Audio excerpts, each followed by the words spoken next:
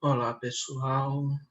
Sejam bem-vindos ao nosso curso sobre História e Cinema, Encontros e Desencontros. Pois bem, o nosso curso ele vai falar um pouco sobre as relações que envolvem o cinema e a história. Porque, na verdade, muitas vezes essas relações acabam sendo um pouco tensas, com muitas críticas por parte dos historiadores em relação aos filmes que são produzidos no cinema industrial, principalmente. Também cineastas muitas vezes criticam o cinema ou criticam a própria história por soar de maneira talvez difícil de ser compreendida e assim por diante. Então, quando nós propusemos o tema desse curso, para tratar sobre as relações entre o cinema e a história, nós pretendemos fazer algo mais ou menos como o que o historiador Marcos Napolitano ele colocou no seu artigo presente no livro Fontes Históricas, abranger 3 aspectos: a história no cinema, a história do cinema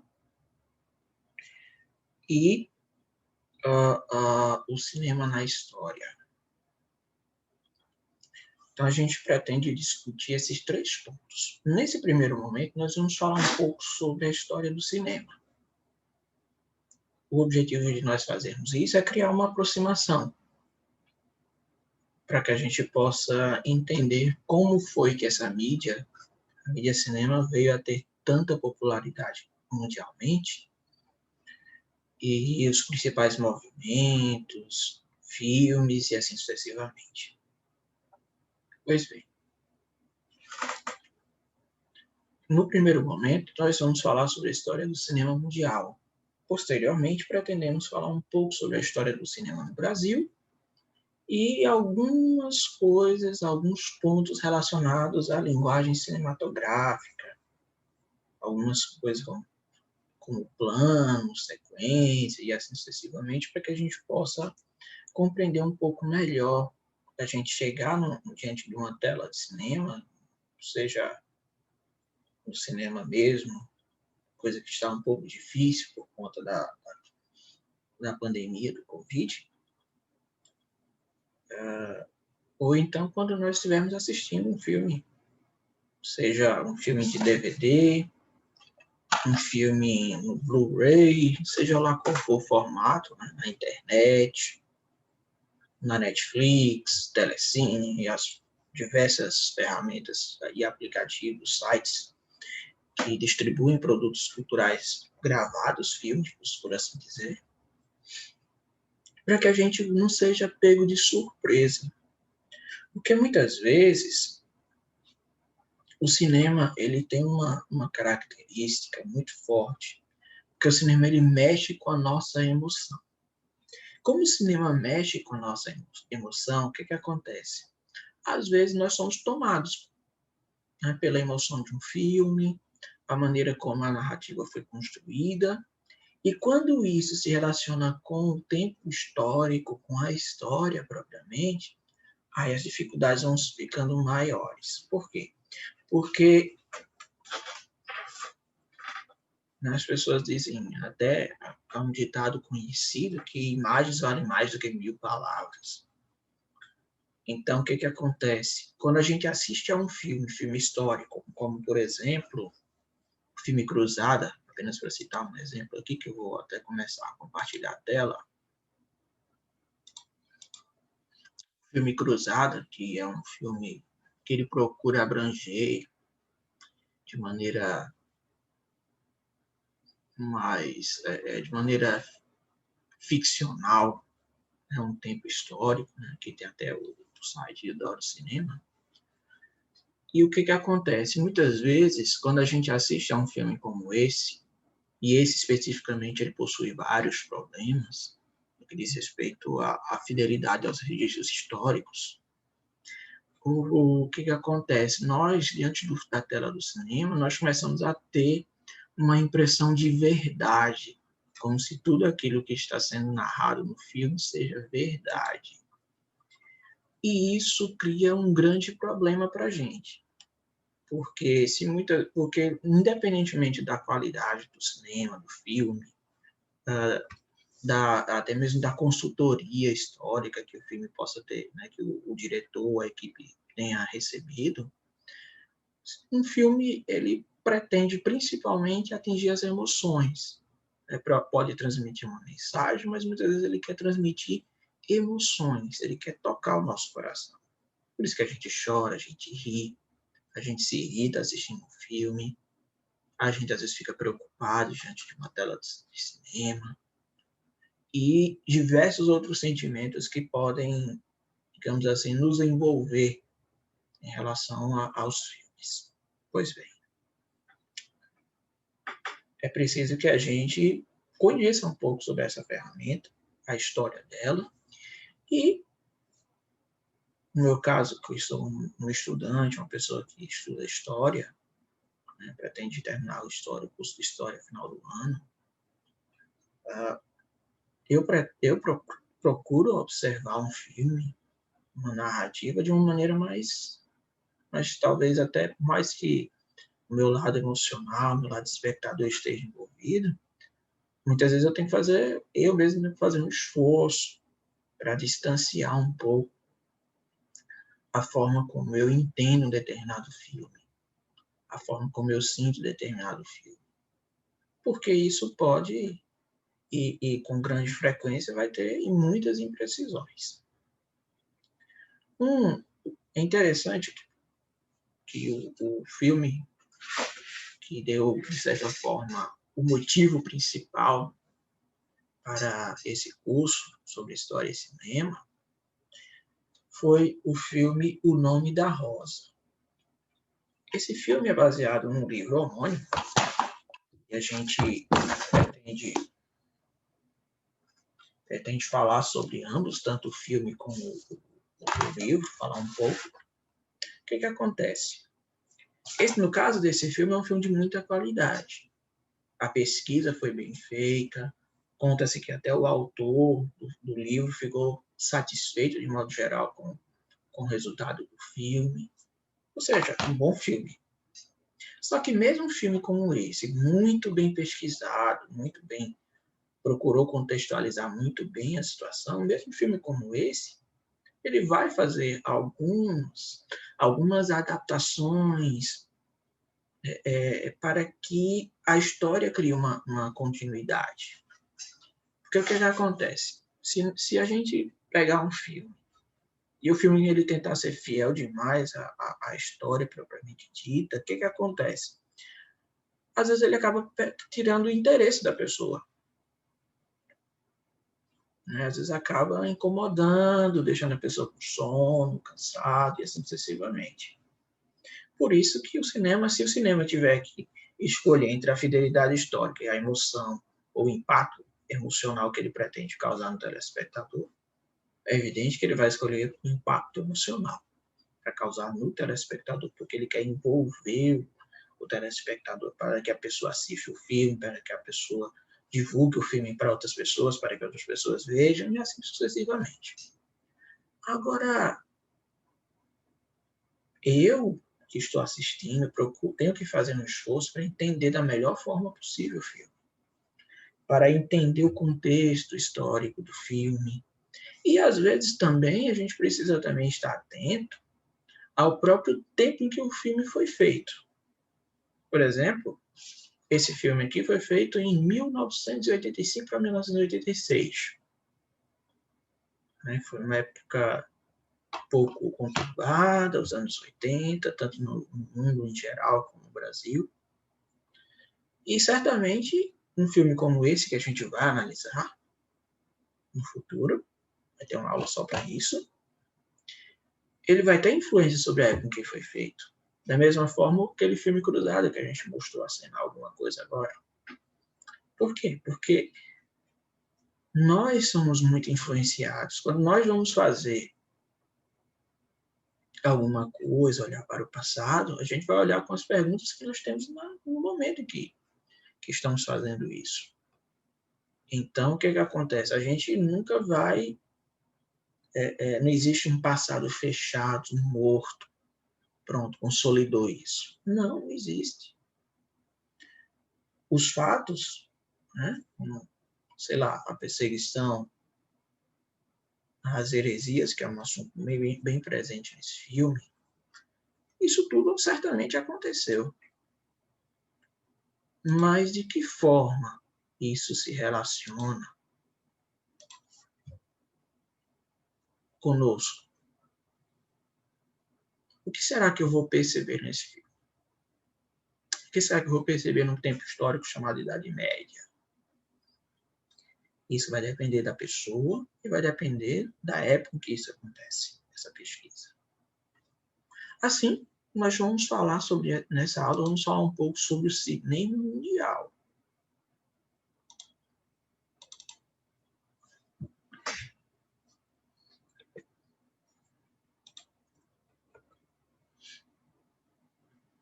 Como vocês podem ver, meu nome é Everton, eu estudo História na Uninter. Na verdade, esse trabalho ele surgiu como um projeto de estágio. O objetivo é atender, né, aos requisitos para conseguir a aprovação nesse componente curricular. Pois bem, o primeiro cinema, o que acontece? O que nós podemos dizer sobre isso?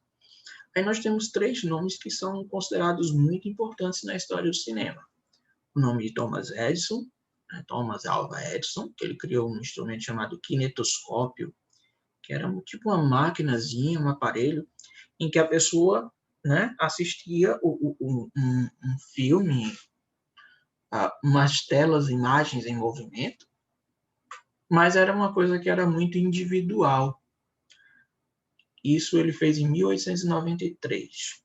Já em 1895, 2 anos depois, por assim dizer, os irmãos Auguste e Louis Lumière, eles criaram um aparelho chamado cinematógrafo. Pois bem, o cinematógrafo ele já tinha uma característica diferente, era uma espécie de projeção para fora, ou seja, eles gravavam um filme e daí eles tinham como projetar para fora a imagem. O resultado é que mais pessoas poderiam ver um filme, não apenas uma, como no kinetoscópio. Também teve esse alemão, Max Skladanowski, né, que criou esse outro equipamento, também em 1995, chamado bioscópio, que possui também características, né, que são consideradas importantes para a história do cinema. Pois é. Então, o que nós podemos dizer um pouco mais sobre isso? O que era o primeiro cinema? Pois bem, muitas e muitas vezes, quando a gente vai fazer alguma pesquisa relacionada à história do cinema, a gente vai verificar que o cinema ele não era autônomo, ele não era um espetáculo sozinho, por si só. Ele dependia muito da intervenção do apresentador. Então, o que acontece? O apresentador, de certa forma, ele era quem trazia a atenção, quem contextualizava as pessoas que estavam assistindo naquela tela, né, nas imagens em movimento. E aí o que acontece? Muitas vezes não havia narrativas nesses filmes. Eram filmes muito simples, curta duração, com o tempo foi aumentando, né, os minutos de duração do filme, mas eram vídeos bastante curtos, não havia uma narrativa própria. E muitas vezes onde é que eles eram apresentados? Pois bem, eram apresentados em gabinetes de curiosidades, lugares de diversão, uma espécie de teatro, né, ou uma espécie de circos, né, os vaudevilles. E aí o que acontece?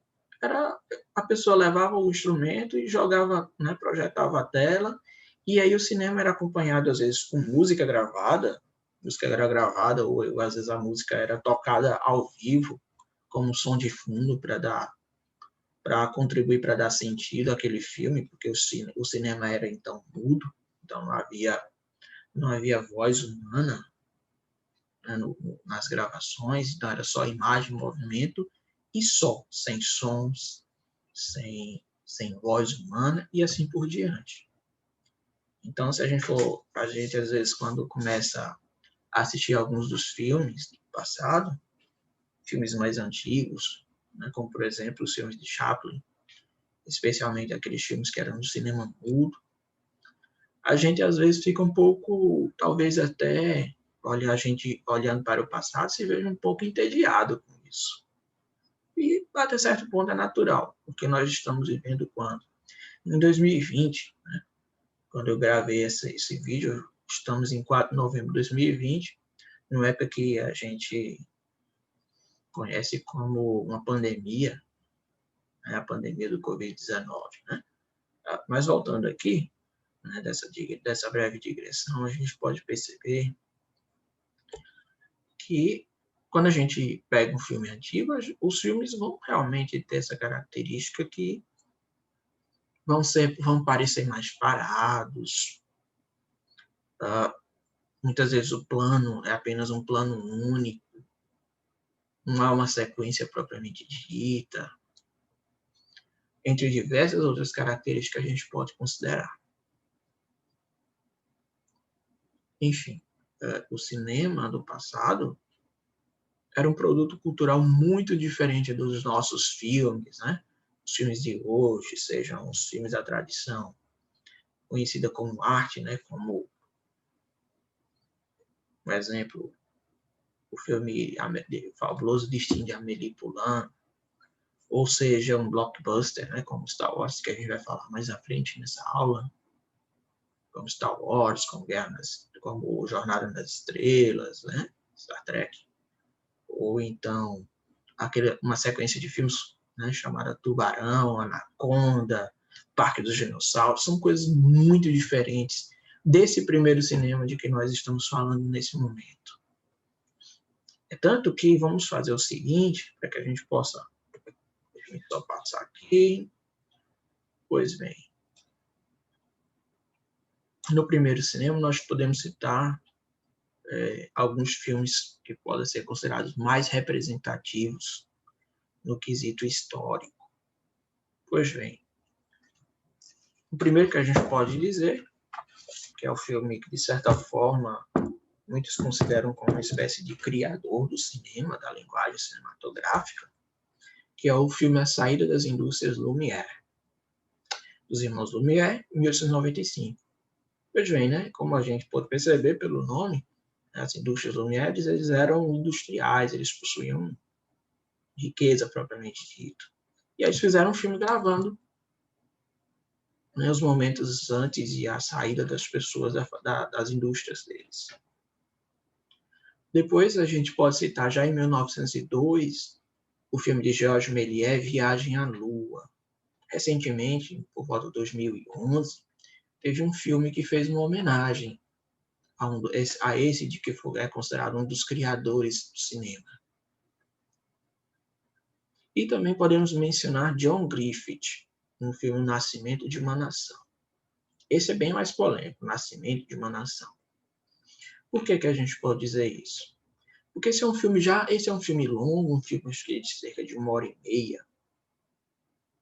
E esse filme ele tem um problema muito grande, porque ele faz apologia à Ku Klux Klan, quando ele vai falar sobre o nascimento dessa nação, né, dos Estados Unidos. Ele vai dar ênfase a aspectos que a gente pode perceber como profundamente racistas, tá? De defesa da escravidão, a questão confederada, né? Quando eu gravei isso aqui, a gente está em época de eleição dos Estados Unidos, e tudo isso entra muito forte no caldeirão cultural daquele país. Mas vamos ver uma breve apresentação, um dos primeiros filmes de que nós temos notícia. Veja só aqui.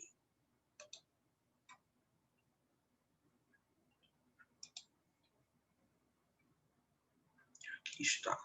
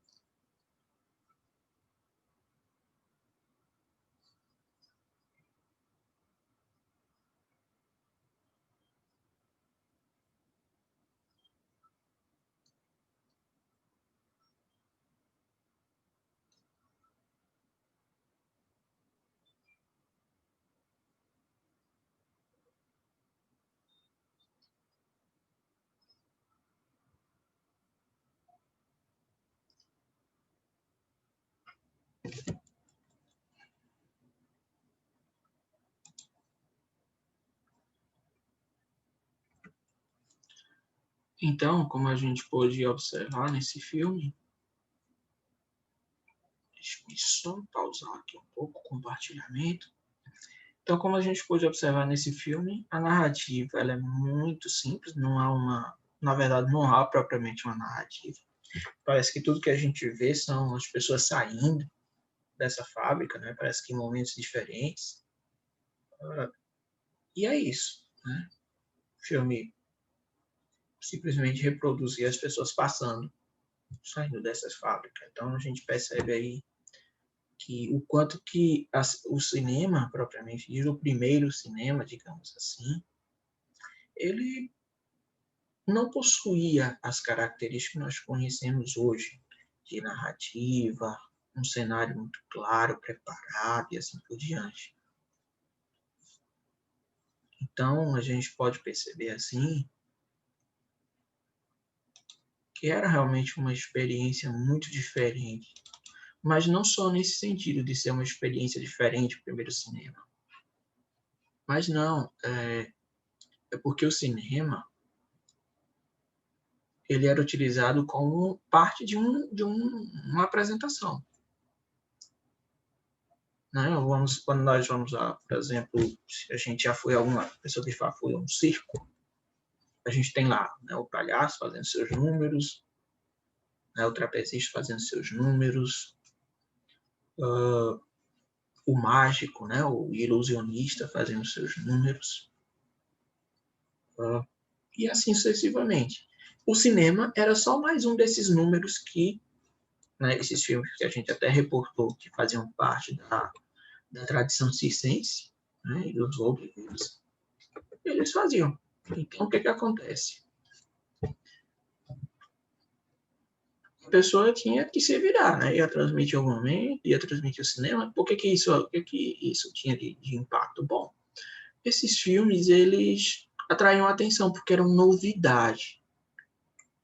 Fotografia havia sido inventada um pouco antes, acho que mais ou menos cerca de 50 anos antes, por aí assim. Mas eram quando a novidade de você ter imagem em movimento. Porque o primeiro cinema era isso, era uma junção de várias imagens, e essas imagens era dada a ilusão de movimento nelas, que eram os cinemas, as câmeras mais antigas. Com o passar do tempo, a tecnologia foi avançando no quesito de câmera, mais especialmente de um tempo para cá, acho que mais ou menos anos 50, 60, começou a haver as experiências com tecnologia já avançada, computadorizada e assim por diante. Pois bem, esse aqui foi o nosso primeiro cinema. A próxima fase que a gente vai falar são as vanguardas artísticas, né? As vanguardas europeias e o chamado cinema expressionista alemão. Então, cometi um equívoco aqui, esqueci de colocar a data final do cinema expressionista alemão, mas pode-se dizer que esse tipo de filme, ele morreu, por assim dizer, no período da ascensão do regime nazista, do partido nazista na Alemanha, né, por volta de 1932, 33, certo? O que acontece? Aqui a gente já tem uma mudança muito grande. Por que eu coloquei esse filme bem mais antigo, né, o de Stellan Rye, O Estudante de Praga, que é de 1913, dentro dessa lógica do cinema expressionista alemão? Pois bem, o que acontece? Esse filme ele possui já características que vão antecipar o cinema expressionista. E o que foi o expressionismo? O expressionismo ele foi uma vanguarda europeia, que a gente tem um exemplo muito intenso, muito forte, a gravura, né, é chamada O Grito, né, de Edvard Munch, norueguês, que é uma imagem que acho que praticamente toda pessoa conhece. E essa imagem, ela mostra o desespero de uma pessoa. Né? Vamos fazer o seguinte, para que a gente possa ter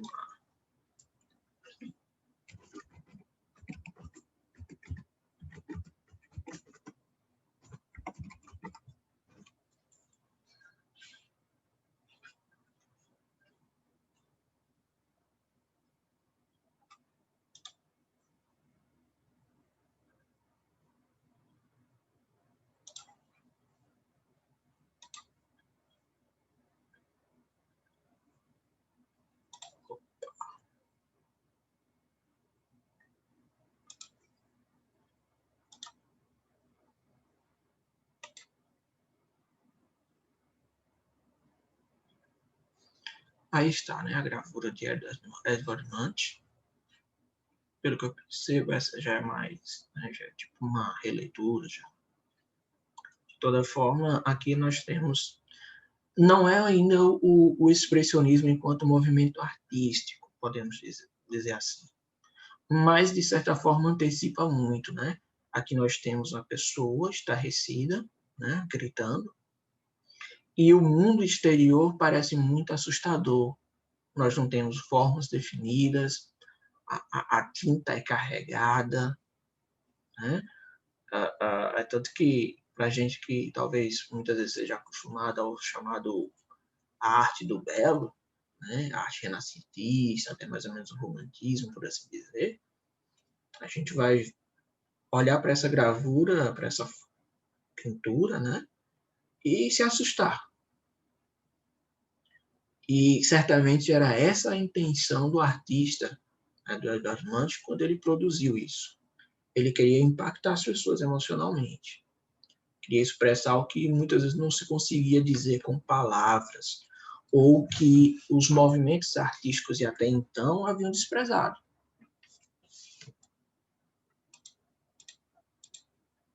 Então a gente pode perceber aí que era algo muito distinto. Enfim, isso tudo ajuda a gente a começar a entender o contexto do cinema expressionista alemão.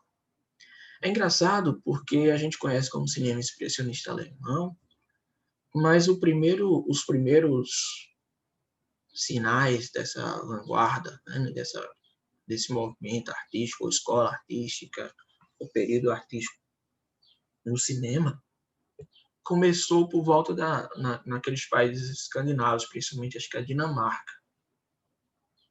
Se não me engano, esse Stellan Rye era dinamarquês. Enfim, né?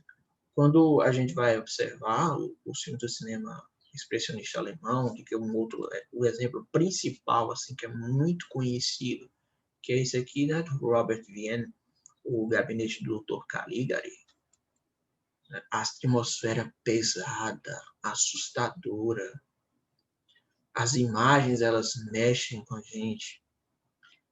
Conta-se que o cinema expressionista alemão, acho que principalmente esse M, o Vampiro de Düsseldorf, de Fritz Lang, antecipam muito a estética que é utilizada no filme, na sequência de filmes, O Exorcista, né, da década de 70. Claro, ali já não é um cinema expressionista, mas era um cinema que possuía influências nesse sentido. Então a gente pode perceber aí como que muitas vezes o cinema ele começa a se apresentar. Conta-se nos livros, né, nos livros específicos, que quando o cinema expressionista começou a vingar, por assim dizer, já foi numa época em que a arte expressionista estava em decadência. Então, o que acontece? Por meio de distorções externas, o que essa vanguarda pretendia fazer? Ela procurava enfatizar o mundo interior do personagem. Então, o que acontece? Todas as imagens, essa coisa assustadora do cinema expressionista, ele procurava justamente enfatizar o mundo interior do personagem, né? Uma intensidade psicológica que simplesmente não existia no cinema, no chamado primeiro cinema. É tanto que sequer havia narrativa, né, por assim dizer, de modo geral, nos primeiros anos mesmo do cinema. Depois veio começar a mudar, volta em 1910, 1915, né, com aquele filme O Nascimento de uma Nação, do Griffith. Né? Então, o que acontece? Então, esse cinema assustador, essa imagem assustadora, ela pretendia justamente enfatizar isso, né? O que se passava dentro do interior do personagem. Queria expressar. O Gombrich, quando ele fala sobre o movimento artístico, ele até pontua que o nome expressionismo foi um nome um pouco, digamos assim, equivocado, porque diz toda arte pretende expressar alguma coisa, mas no caso do expressionismo, a principal oposição era chamada de impressionismo mesmo, Porque o impressionismo era muito para dentro, muito simbólico, e o expressionista ele queria realmente expressar o que se passava dentro do interior, né, no interior da pessoa. E aí o que acontece? Utilizava atmosfera pesada, luz, cenário, decoração, maquiagem, figurino, tudo era muito carregado. Né? As imagens eram, as telas são escuras, então o cenário é um tanto quanto assustador. Por quê? Porque pretendia causar um impacto na pessoa. A gente pode até, um instante,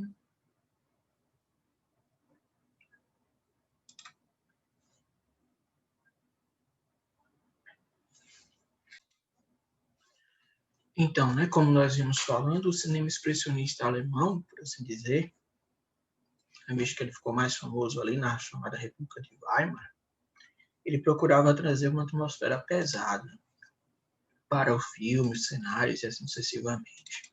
Vamos aproveitar e dar uma olhada em um dos filmes mais famosos, que é o Gabinete do Dr. Caligari. E aí a gente vai começar a ter uma noção, né, de maneira mais próxima nossa, né, do que foi o cinema expressionista alemão. Olha só.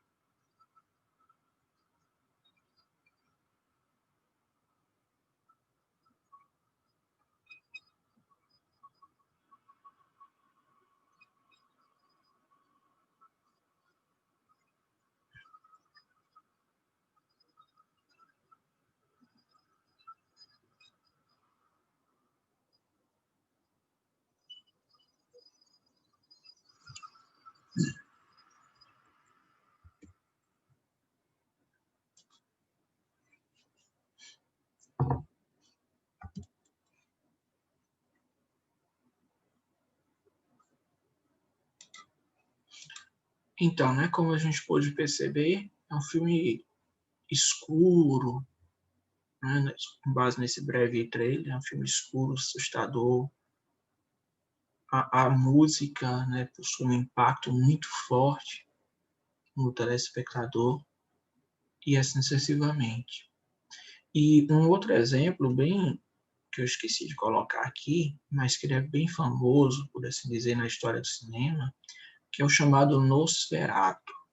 Esse filme ele também tem uma polêmica porque o filme ele fez uma adaptação livre sem pagar os direitos autorais à família Stoker, né?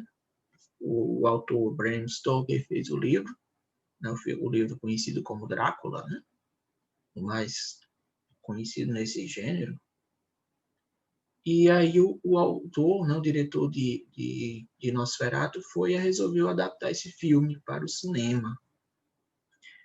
E aí esse filme até quase se perdeu por questões de direitos autorais e assim sucessivamente. A gente pode até colocar, né, um momentozinho para a gente ver esse filme, olha só.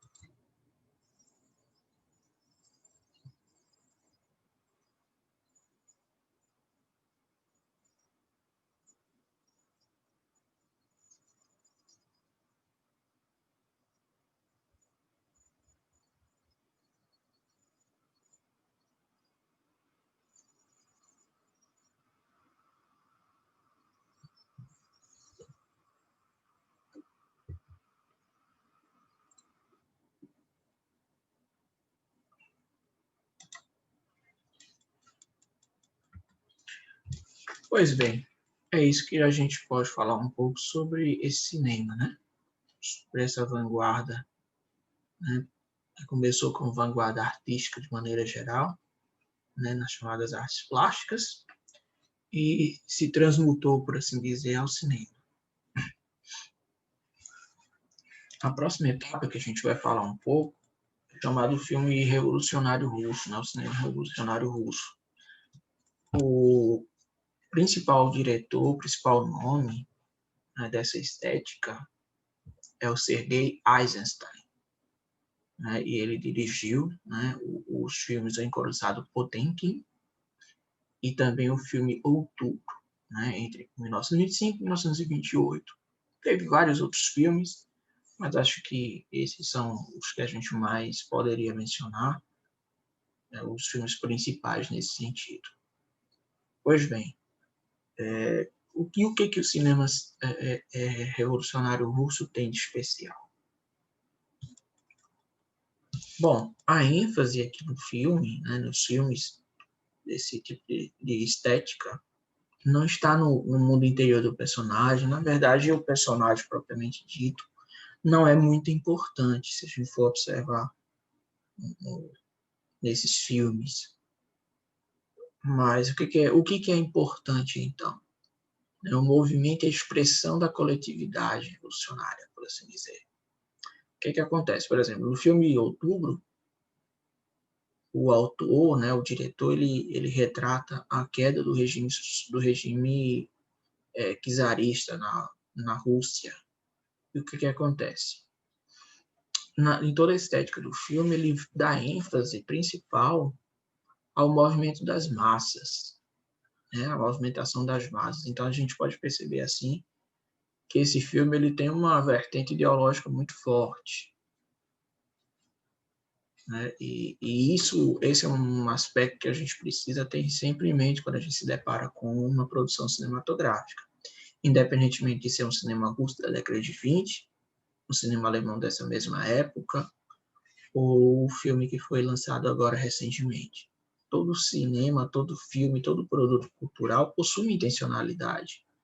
E como ele possui uma intencionalidade, a gente precisa estar atento para a mensagem que ele pretende transmitir e também devemos nos esforçar, né, em ter atenção nesse respeito, não só nesse sentido, mas para que a gente possa se beneficiar de uma compreensão mais ampla da coisa, para que a gente não, como a gente falou mais cedo, não venha a ser influenciado pela emoção que o filme quer causar, para que a gente não venha a ser pego de surpresa, né, com que essa estética poderia acabar a gente levando a acreditar piamente no tudo que está sendo retratado na tela do cinema. É tanto que muita gente às vezes pensa em cinema histórico, né, um filme histórico, seja o Outubro, seja famosíssimo a Lista de Schindler, que a gente poderia até falar um pouco mais lá na frente, né? Ou Cruzada, que a gente mostrou alguma coisa, né? Não importa o filme. A gente tem uma tendência, quando o filme ele retrata um período histórico passado, a gente tem a tendência a acreditar que aquilo ali, né, tem um efeito de verdade, ou seja, ele cria um efeito de verdade na mente da gente. E se a gente não cuidar, a gente vai acabar sendo manobrado ideologicamente para a gente acreditar nas convicções do diretor ou de quem financiou o diretor para produzir aquele filme. E isso é importante a gente estar atento. Mas é claro, isso não é uma característica só do cinema russo ou de qualquer outra estética cinematográfica. Não. Isso é qualquer cinema que a gente pode observar isso. A gente poderia também falar um pouquinho, né, no chamado cinema clássico, né, norte-americano. Eu separei assim apenas dois exemplos, né, que são os filmes, né, o filme de John Ford, né, No Tempo das Diligências, ou Stagecoach, né, em inglês. Esse filme de 1939, ele é muito considerado, na verdade, esse autor ele foi muito premiado no Oscar, né, e ele foi digamos assim, o auge da indústria cinematográfica dos chamados filmes western, que nós conhecemos principalmente como faroeste, né? Ou seja, faroeste, faroeste. E a gente acabou aportuguesando para faroeste, e que retrata toda a problemática dos índios, a problemática do colonizador, ou seja, do norte-americano indo desbravar as terras dos Estados Unidos, expandindo as fronteiras. Acho que até a gente poderia comparar esses filmes faroeste como se fosse uma forma de retratar também, assim, fazendo uma comparação talvez meio boba, com o movimento bandeirante no Brasil, né, que eles foram, né, os colonizadores, essas pessoas que foram expandindo as fronteiras do que hoje é o Brasil, assim como também do que hoje é os Estados Unidos, e eles foram realmente importantes, né, em busca do ouro, em busca de várias outras riquezas, por assim dizer. Mas, né, como o cinema, né, ele tem uma carga ideológica muito forte. Se a gente, de modo geral, pegar um filme de faroeste, a gente vai perceber que o produto ele passa boa parte do tempo mostrando o homem branco, né, né, bom, nobre, por assim dizer. Claro, eles vão retratar vários outros tipos, né, tipos como criminosos, exclusivamente, e o índio como mau. E isso tem uma carga ideológica muito forte. Também um outro filme que é muito conhecido, né, é muito louvado, por assim dizer, é o filme de Orson Welles, né, O Cidadão Kane, que ele retrata de maneira ficcional, ele retrata sobre um grande magnata norte-americano, alguém muito rico lá nos Estados Unidos, que esse filme até trouxe alguns desconfortos, digamos assim, para o autor, né, Orson Welles. Inclusive é dele, né, que a gente talvez já tenha ouvido falar, a gravação que foi feita mais ou menos em 1938, 39, no rádio, né, uma interpretação do né, do livro Guerra dos Mundos, né, de H.G. Wells. Muitas pessoas ficaram assustadas, em pânico e assim por diante. Embora nesse caso já não é um filme, e sim uma produção sonora, por assim dizer, né, para rádio, mas a gente percebe assim como que esse autor ele era muito, digamos assim, criativo, prolífico e assim por diante. E são todos esses filmes que a gente falou até agora, né, são filmes considerados muito importantes. A gente poderia também falar, né, infelizmente, às vezes a circunstância talvez não permita, mas a gente pode falar também sobre o cinema nazista, né, que fala sobre a maneira como eles promovem, né, a ideologia de Hitler e assim sucessivamente, né, como filmes do Triunfo da Vontade, entre tantos outros, Olímpia e assim sucessivamente. E esses filmes muitas vezes eles têm alguma relação em alguns aspectos, com o cinema expressionista, mas a carga ideológica deles é muito diferenciada. E eles começam a se aproveitar da estética para trazer uma mensagem ideológica muito pesada, muito danosa, principalmente. Agora também a gente poderia falar um pouco sobre o neorrealismo italiano. E é interessante do neorrealismo italiano que esse cinema, e o cinema no Brasil, né, eu esqueci, como a gente vai falar em outro momento, não mencionei muito, né, mas o cinema no Brasil ele começou praticamente junto com o cinema mundial. Em 1897, mais ou menos, começou a haver houve a primeira apresentação no Brasil, né, relacionada à indústria cinematográfica. E no caso do neorrealismo italiano, assim como o outro movimento que a gente vai falar um pouquinho, chamada Novelle Vague, essas duas estéticas elas influenciaram muito o cinema nacional, principalmente aquilo que nós viemos a chamar de cinema novo no Brasil. E o que propunha o neorrealismo italiano? Olha só, o nome ele já traz uma mensagem muito forte para a gente, né? Ou seja, eles pretendiam transmitir a realidade. Ou seja, eles não acreditavam, esses diretores, esses artistas, né? Eles não acreditavam que o cinema era apenas uma representação da realidade. Mas eles queriam, por meio do cinema, transportar a realidade para as telas. Ou seja, eles queriam expressar a realidade mesmo, e não apenas representá-la. E como é que eles faziam isso? Eles faziam uso de atores não profissionais, os diálogos eram simples, diretos, cheios de dialetos regionais, ou seja, as inúmeras falas ou sotaques, por assim dizer.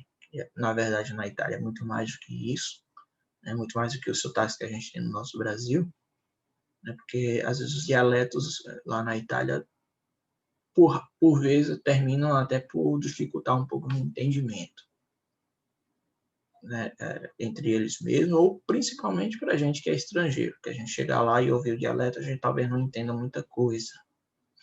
Enfim, né, esse cinema, esse produto cultural, ele procurava enfatizar também dialetos regionais, assim por diante. E não tinha efeitos visuais muito elaborados, ou seja, a gente poderia dizer que seria um tipo de cinema de baixo custo, por assim dizer. E por que, olha só, a gente poderia, eu fiz até uma aproximação, né, 1940, 1950, é o seguinte, como a gente pode bem observar, foi bem na época, né, começou, por assim dizer, a estética na época da Segunda Guerra Mundial. Então, toda a temática envolvendo o fascismo, né, combate ao fascismo, a realidade italiana depois da guerra, tudo isso foi transmitido para a tela do cinema. E a gente poderia mencionar, né, três autores, né, que podem ser considerados como os principais, né, do neorrealismo italiano, que é o Luchino Visconti, né, que ele fez o filme Obsessão, né, de 1942, e A Terra Treme em 1948. Né? É considerado principalmente o criador mesmo, o iniciador do neorrealismo italiano. Outro nome importante é Roma, Cidade Aberta, de 1945, e o que é considerado como principal, de certa forma, a obra-prima, né, do neorrealismo italiano, é esse filme aí, Ladrões de Bicicleta. Na verdade, quando a gente está falando sobre o neorrealismo italiano, a gente pode dizer que eles se aproximam muito do documentário. E como eles se aproximam muito do documentário, é justamente aquela questão que a gente falou, né, do efeito de realidade que cria com o autor, né, cria com a pessoa que vai assistir o filme, o telespectador. Então, a gente pode perceber que havia uma proximidade muito grande, até pelos títulos, né, se a gente for observar, né, a ênfase, né, muito realística, né, por assim dizer, né, muito realista no cinema. Também a gente pode falar um pouco agora, olha só, a chamada novela vague. Então, quais são as características principais da novela vague? De modo geral, no cinema, especialmente no cinema a partir dos anos 20, o cinema industrial, né, que se tornou como uma indústria, a gente pode dizer que o cinema ele tende a ter planos, né, ou seja, gravações, assim, vários planos de sequência, várias coisas assim, que criam um efeito bem, né, emocional muito forte, muitas vezes uma sequência muito, muito certinha, a qualidade do áudio, né, no geral, há uma tentativa de se buscar uma qualidade do áudio muito boa, para que a pessoa possa entender bem a mensagem, entender os diálogos, assim por diante. Só que o que acontece? No caso do novela vague, e eu acho que, de certa forma, alguns dos pontos da novela vague podem ser comparados muito com o neorrealismo italiano, né? Ou seja, eles utilizavam som direto, ou seja, eles pegavam a câmera, começavam a gravar e a fazer as cenas. sem muita elaboração, digamos assim. É tanto que não havia um roteiro detalhado, certinho, com as falas certinho para cada pessoa, para cada personagem. E se não havia um roteiro detalhado, e assim eles começavam a gravar, por assim dizer, então eles davam grande ênfase na chamada improvisação. Então, pegava a pessoa, mais ou menos isso aqui, e a pessoa ia se virar para falar. Essa estética, novamente, né, posso dizer, conjuntamente com o neorrealismo italiano, influenciou muito o chamado cinema novo no Brasil. E, na verdade, essa novela vague ela influenciou não apenas no Brasil, mas em outras partes do mundo. E aí os principais autores que a gente poderia citar são Jean-Luc Godard, né, com o filme O Acossado, de 1960, e também François Truffaut, Os Incompreendidos, de 1959. São filmes mais ou menos da mesma época. E esses filmes acabaram entrando para a história do cinema, acabaram influenciando outros autores, outros artistas com o passar do tempo. Um outro exemplo um outro movimento, um período, por assim dizer, histórico, né, na arte cinematográfica, é chamada American Film Art. E o que era o American Film Art? Os filmes, ou seja, com influência da novela vague, os filmes eram mais simples, o custo não era tão elevado, os autores principais da novela vague chegaram a prestar consultorias, né, aos diretores e artistas do chamado movimento, por assim dizer, e né, de que a gente pode citar como, por exemplo, o exemplo principal, né, esse filme do Arthur Penn, que é o Bonnie e Clyde, de 1967. O que a gente pode dizer sobre esse período? Olha só, a gente acabou talvez não falando tanto, né, sobre os períodos históricos, a gente pretende até remediar um pouco agora. No caso da década de 60, 75, ou seja, ao mesmo tempo que a gente teve a chamada Bela Época, por assim dizer, a época de ouro, né? 1960, a época de ouro do cinema, né? Até a década de 60, 1960, né? Com o chamado principal cinema, quando Hollywood começou a adquirir uma influência muito grande mundial, e que se estende até hoje, inclusive, principalmente no nosso país. O cenário, né? Ou seja, principalmente depois da Segunda Guerra Mundial, houve um crescimento, um desenvolvimento tecnológico, social, econômico muito grande. Mas por volta da década de 60 para a década de 70, né, começou a haver as chamadas crises do petróleo e outros eventos que tornaram a indústria, que de certa forma dificultaram a vida das indústrias cinematográficas. E aí o que acontece?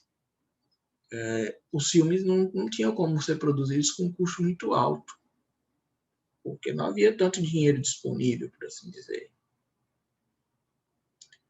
Então, nesse sentido, eles começaram a produzir filmes de custo menor.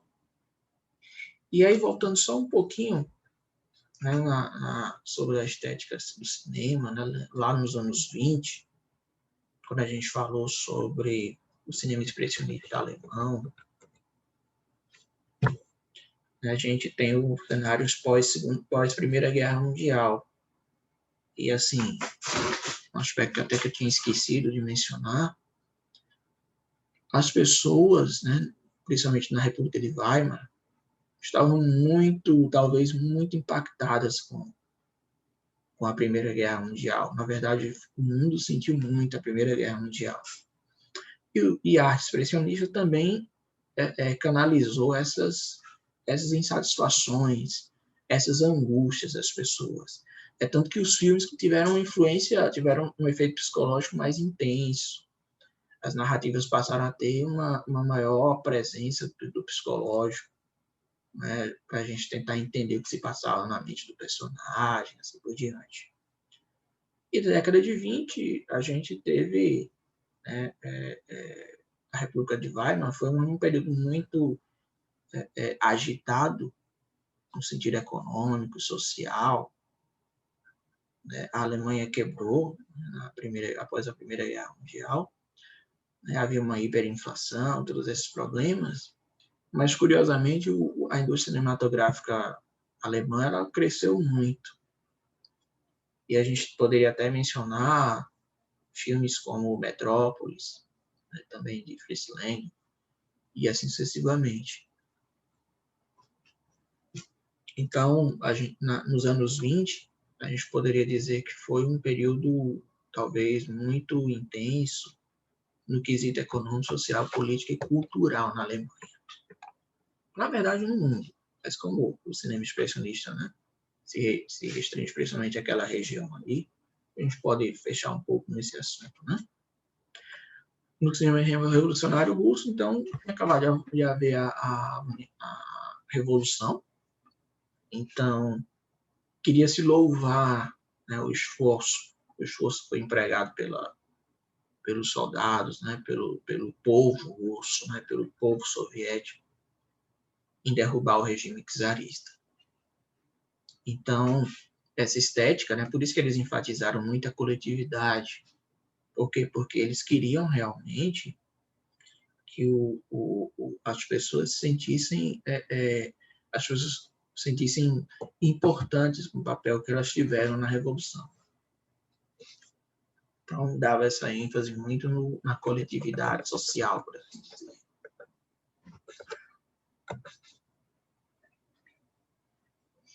Um outro período que a gente pode chamar, até falei um pouquinho, talvez eu mencionei um pouquinho antes, que é o cinema contemporâneo.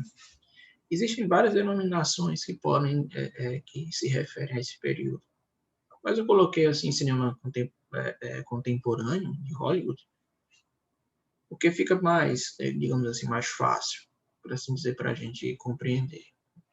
O que aconteceu? Houve a grande ascensão dos chamados blockbusters. Né? O que são esses blockbusters? Saiu um filme, por exemplo, Tubarão, em 1975, de Spielberg, ou Star Wars 77, de George Lucas, e esses filmes, essas franquias, elas ganharam muito dinheiro. Na verdade, Star Wars, especialmente, ganha dinheiro até hoje, né? Milhões e milhões de dólares em cima disso. E o que acontece? Esses filmes, eles, além de sair o filme, saiu a camisa, saiu boné, chaveiro, brinquedos, tudo isso com o objetivo de contextualizar, né? A pessoa criar uma identificação entre a pessoa e o filme. É tanto que para as pessoas que realmente gostam muito do filme Star Wars, as pessoas sonham ser o Luke Skywalker, principalmente o Darth Vader, né? Então, o que acontece? Esses filmes, eles são muito, digamos assim, a gente pode dizer que é uma indústria muito forte, é uma indústria bilionária, certamente. O grupo George Lucas, né, a Lucasfilm, que também foi comprada pela Disney, ganha com certeza muito dinheiro com isso. E aí, de lá para cá, a gente teve muitos filmes assim, né, que são filmes não só recordes de bilheteria, como filmes que também geram outros produtos culturais, né, outros produtos na indústria cultural, como, né, brinquedos, assim por diante, como o Parque dos Dinossauros, a sequência Missão Impossível. Na década de 80 havia os filmes Rambo, né, que falavam sobre a Guerra do Vietnã, de uma maneira meio que romantizada, né, no papel do americano, branco e assim por diante. Ou filmes como Karate Kid, né, que virou, né, digamos assim, pelo tempo, né, o sucesso que esse filme fez, deu a chamada categoria cult, né, ou seja, filmes antigos que criaram, né, uma respeitabilidade muito grande, né, para as pessoas, para o público, né? Então, a gente teve um crescimento muito grande nesse período histórico. Então, a gente pode mencionar, a gente poderia falar sobre inúmeros filmes. Agora, falando um pouquinho, né, contextualizando um pouquinho sobre os nossos, né, sobre os filmes do cinema mundial, existe muita coisa que eu acabei deixando um pouco passar, né, devido à questão, até a necessidade da pesquisa adicional, uma certa dificuldade em encontrar as informações. Se refere ao cinema japonês, ao próprio cinema russo mesmo, a gente não pôde aprofundar muita coisa, né, e assim sucessivamente. Por quê? Porque realmente, infelizmente, não consegui reunir todas essas informações. Espero até que esteja compreensível, apesar das minhas digressões que, infelizmente, são naturais na minha mente. Eu vou falando e acabo lembrando de uma coisa e mencionando posteriormente, mas espero que tenha conseguido construir o mínimo de informações sobre a história do cinema para vocês. Mas, de modo geral, o que é que a gente pode citar, né, sobre a história do cinema? O que foi o primeiro cinema? O que foi o primeiro cinema? Pois bem, o primeiro cinema não havia uma narrativa clara, não havia uma contribuição assim, dependia muito do apresentador e assim por diante. Mas ainda no primeiro cinema a gente já teve filmes que trouxeram uma polêmica, como os filmes do John Griffith, né, como principalmente O Nascimento de uma Nação, que louvava a Ku Klux Klan, e até deu uma origem à segunda onda desse movimento. Também a gente pode mencionar outros filmes que a gente acabou não citando aqui, né? Por exemplo, na década de 20, acabei citando agora muito rápido, né? Que foi o filme Metrópolis. E esse filme até quase concorreu para entrar nesse trabalho, né? Sobre o curso, né? Sobre a história. E esse filme Metrópolis, ele é um grande achado, por assim dizer. Foi um filme, de certa forma, criador na área da ficção científica. Também o Nosferatu teve uma influência muito grande na estética relacionada a filmes com sobrenatural, né, filmes de vampiro, sobrenatural, né, como O Exorcista e assim por diante, que vieram a influenciar muitas outras coisas posteriormente. Também a gente pode citar filmes como, né, os filmes do realismo, né, o realismo italiano, novela vague, que influenciaram o cinema brasileiro. Também chegaram a influenciar o próprio cinema norte-americano durante um período de tempo, embora, de certa forma, um período curto. Mas esses filmes, eles influenciaram bastante a nossa estética, né? A estética mundial. Também tem os filmes do japonês, Akira Kurosawa, que ele fez adaptações assim, de filmes que são considerados verdadeiramente obras-primas da arte. Depois a gente vê na atualidade, né, o crescimento das indústrias cinematográficas, né, na Índia, entre outros países, né, tem o cinema latino-americano. Né, talvez até eu possa aproveitar e falar um pouco sobre o cinema latino-americano num segundo momento, para a gente for tentar falar um pouco mais sobre a história do cinema no Brasil, né? E, assim, né, o cinema latino-americano, como os filmes argentinos, que muitas vezes a gente acaba louvando muito e desvalorizando, desmerecendo os nossos próprios filmes, né, os nossos próprios produtos culturais, né?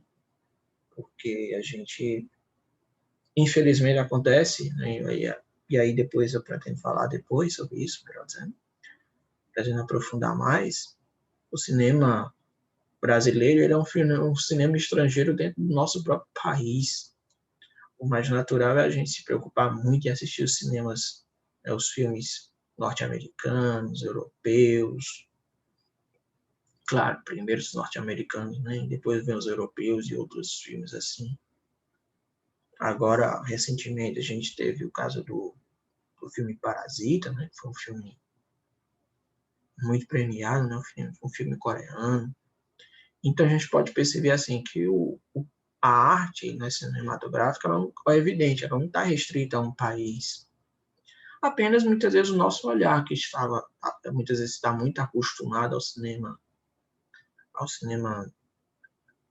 industrial, né? Cinema de alto custo, né? Que tem muito dinheiro, que tem uma mega divisão de distribuição dos filmes, excessivamente.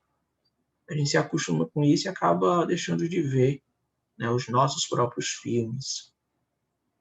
Mas é essencial que a gente venha a conhecer um pouco sobre isso.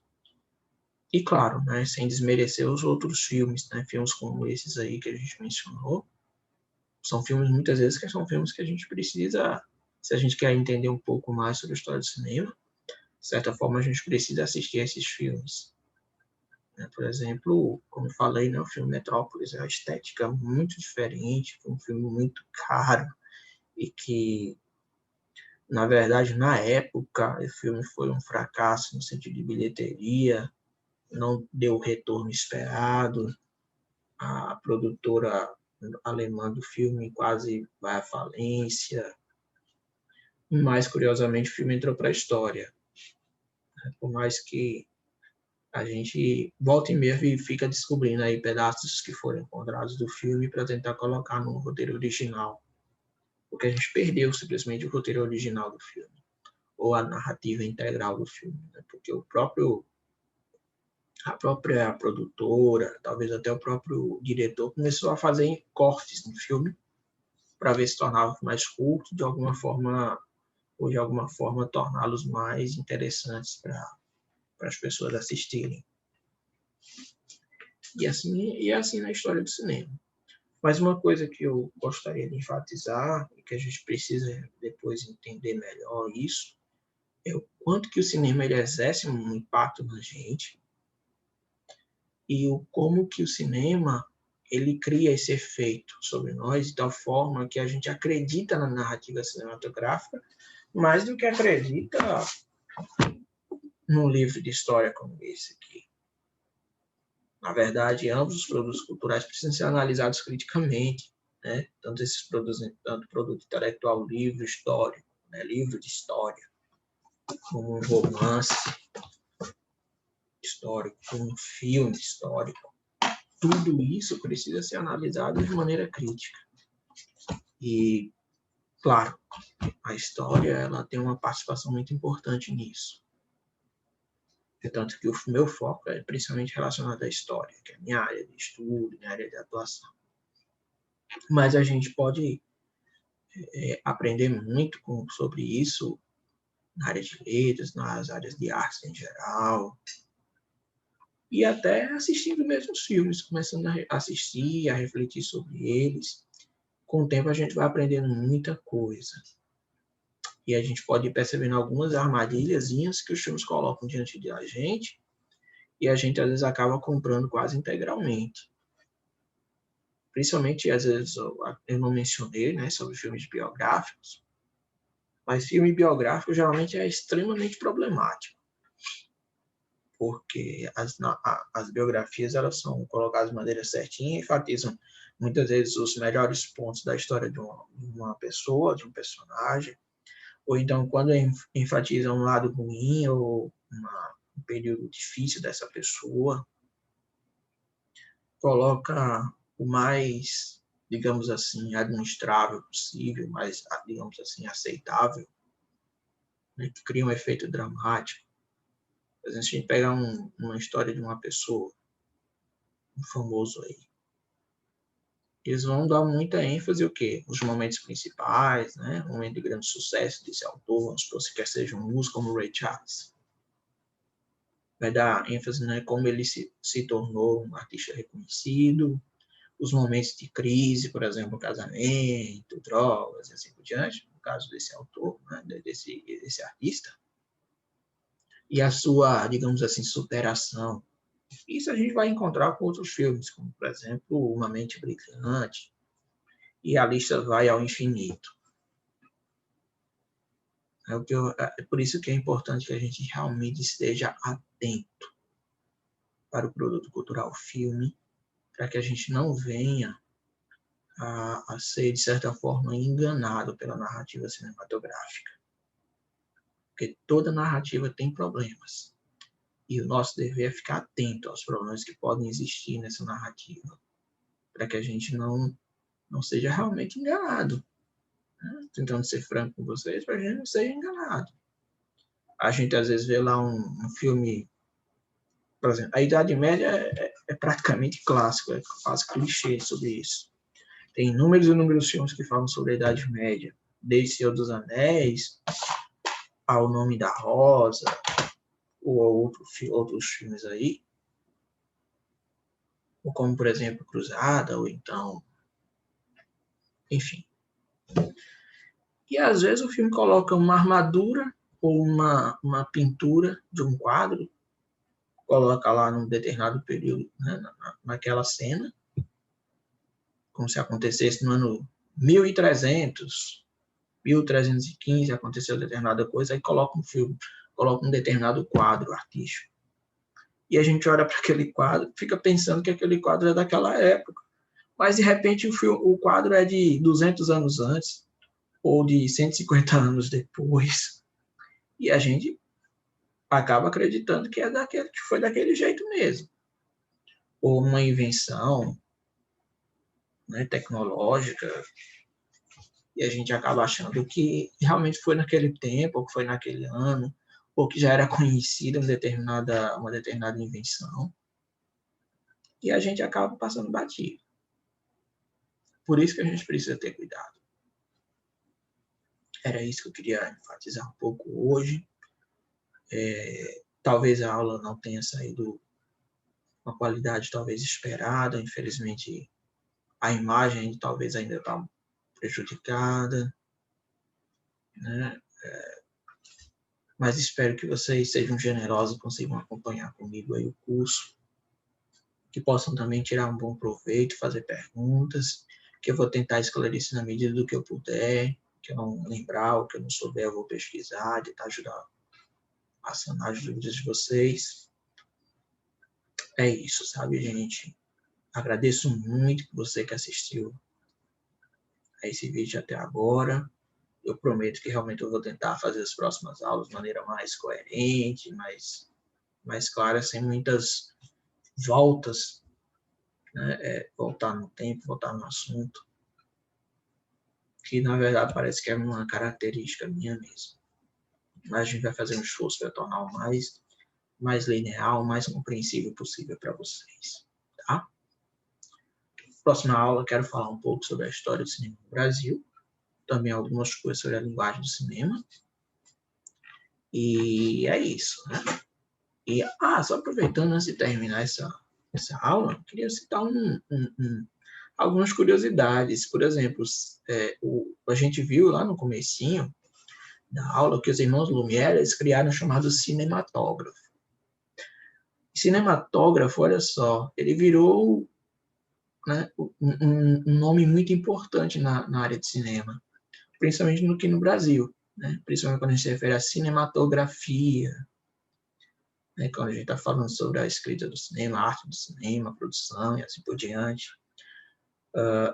E tudo isso veio principalmente lá dos irmãos Lumière, lá em 1895, ou seja, eu estou aqui em 4 de novembro de 2020, ou seja, mais de 120 anos atrás, 125 anos atrás, eles estavam fazendo uma criação e o nome pegou. Acho que é tanto que cinematografia no Brasil costuma se referir ao filme propriamente dito. É tanto que a gente muitas vezes chama adaptação fílmica ou adaptação cinematográfica. Por causa brincando assim, por causa dos irmãos Lumière. E realmente, quando a gente para pensar um pouquinho a história do cinema, a gente percebe como cada aspecto com idas e vindas influenciou a história do cinema, influenciou a maneira como o cinema chega até a mim hoje, até você, até essa possibilidade que a gente tem de gravar vídeo por meio de um formato digital, com uma câmera de celular, ou câmera do computador, ou uma câmera especial que a gente, vários youtubers possuem, mas é assim, tudo começou com uma coisa bem mais simples, e olha só no que estamos, né? Por exemplo, esse filme, essa gravação aqui, que eu poderia chamar, entre aspas, de filme, né? Eu estou só fazendo por meio de uma gravação. E você pode perceber que ela tem vários momentos em que eu pulo um pouco de assunto. Por quê? Porque ela foi gravada, digamos assim, vamos brincar, né? No sentido do neorrealismo italiano, ou seja, ponto direto, né? E aí algumas coisas fui colocando para vocês, espero que tenha conseguido ilustrar melhor. E espero tornar o curso mais interessante para você com o passar do tempo. E que vocês possam realmente se beneficiar do conteúdo que foi apresentado aqui. É isso. Eu acho que não tenho muito mais para acrescentar, não. E só agradecer a você que assistiu até agora. E até uma próxima. Se possível, na nossa sexta-feira, agora já, dia 6. Esperamos que dê tudo certo e que possamos pegar essa aula, colocá-la para frente. E é isso. Se você gostou, gostaria que você me marcasse aí que gostou do vídeo, que você comentasse, principalmente o comentário vai ser muito importante para que a gente possa validar, né, as informações para o certificado, que o certificado, como eu mencionei, né, vai ser emitido apenas para os nossos primeiros 15 inscritos. Espero que tenha mais gente, mas a limitação atualmente é essa. Se eu conseguir, eu vou ver se consigo possibilidade de certificado para todo mundo. Mas, enquanto isso, a gente pode, digamos assim, fechar, né, as informações, e é isso. Então, de toda forma, espero que vocês comentem, que vocês façam perguntas, digam o que gostou, o que não gostou, e assim por diante, para que a gente possa trabalhar para melhorar, para que a gente possa também criar uma comunidade discutindo um pouco sobre cinema. Claro, eu não sou especialista, né, tentei olhar apenas com o olhar de um estudante de história, alguém que pegou para estudar essa temática, e espero ter feito um trabalho, pelo menos, que tenha ficado interessante para vocês. É isso, muito obrigado e até a próxima.